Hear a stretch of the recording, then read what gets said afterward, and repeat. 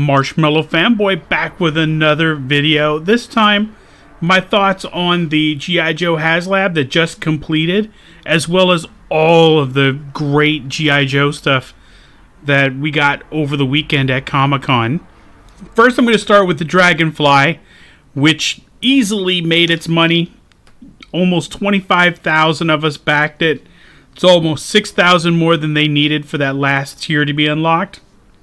It's a really awesome addition to any collection.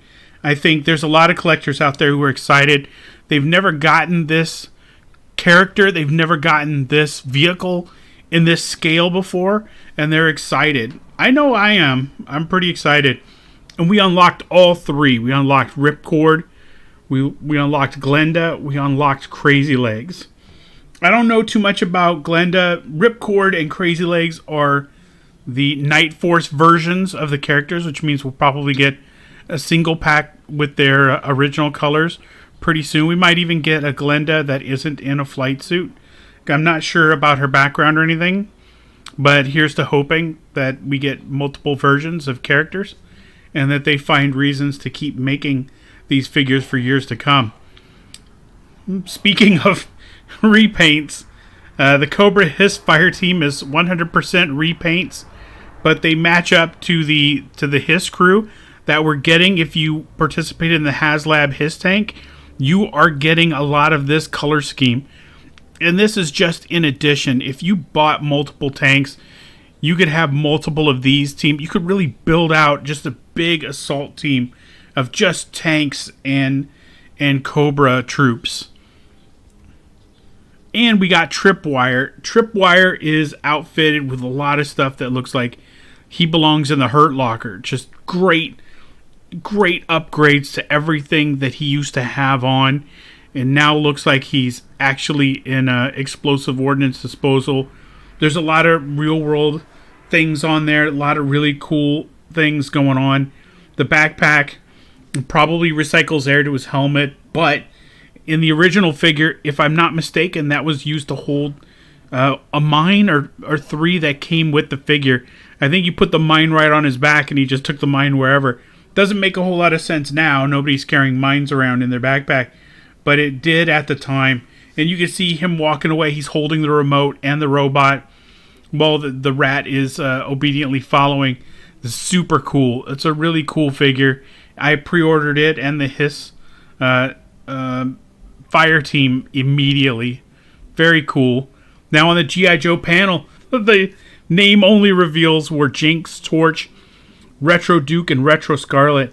The retro figures are part of the Walmart exclusives and probably will come out the next time there's a Walmart Collector Con, which happens about twice a year. Now, I didn't get a picture of the SMS and Techno Viper. The SMS is essentially that missile system that you used to be able to hook up to the Vamp and tow that around. It's been repurposed. It's now a Cobra weapon, but you can have Clutch take out the Techno Viper, hook up the SMS to the back of the Vamp and drag it away. I'm not sure if it works the same way it did when I was a kid, but as I recall, most of that kind of loose stuff, like the flat cannon and the SMS hooked up to the back of the Vamp or hooked up to the back of the Mobat, and you could drag it around. And Clutch looks really cool. Clutch is also an army builder. He has a Steel Brigade helmet, so it could be anybody under that mask.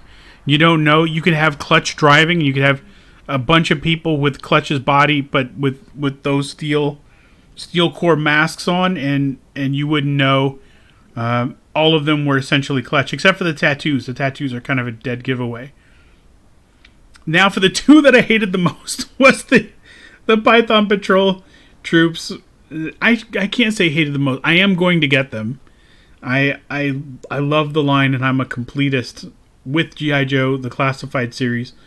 But these are just hideous because I don't have to.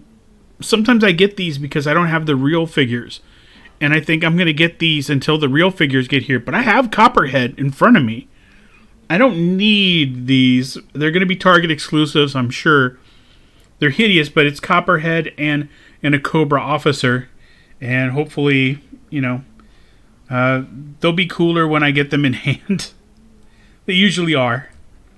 Now for the two I'm most excited about, Buzzer and Ripper. Holy crap. 2 of the 3 original Dreadnoks. I mean, besides Zartan, who wasn't really a Dreadnok. He was just a guy, and then the cartoon and the comic books called him a Dreadnok, and then they were Dreadnoks. And, well, Buzzer and Ripper and Torch were always Dreadnoks. But I mean, Zartan was sort of their leader after the fact. Zartan came out a while before the rest of them did, if I remember right. And Buzzer, Ripper, and Torch came out almost at the same time when I was a kid. It feels like. So it's really cool to see these guys together. Really cool to see we're getting some Dreadnok love. Also General Hawk and Shockwave. Not Shock Blast, not Shockzilla, not Shaq O'Neal or whatever. Just Shockwave. Just like the original Shockwave. We're getting Shockwave. He looks amazing. We're getting General Hawk with that weathered jacket. All the cool accessories. Super excited. Helix is a newer character. She came around on the IDW version of the title. She came out with a 3 3/4 inch figures back when they were doing G.I. Joe the movie. Helix was a figure that was offered either in the first movie or Retaliation. I can't remember. And it's not pictured, but there was a physical Hasbro reveal in the case. And I'm going to let Emily tell you about it. In the case, Tony is working on it now, but soon we will have our new kind of figure-only reveal in the case today. Yep. Coming up for pre-order later. That's right, it's going to be Mutton Junkyard. Mutton Junkyard. The muscles on the man, not the dog. Ooh, yeah, that's right. That's nice. That's right. So stay tuned for more exciting news out of the Hasbro Pulse booth at Comic-Con this year, and we will see you later. Yo, Joe. Yo, Joe. That's right, Mutton Junkyard. Join the gang. They're up for pre-order sometime pretty soon, according to Emily. They looked amazing, and I can't find a picture that isn't somebody else's photo, so I don't want to get busted. Same with the SMS and the Techno Viper. I couldn't find a promo photo for it, so you're just going to have to hear about it.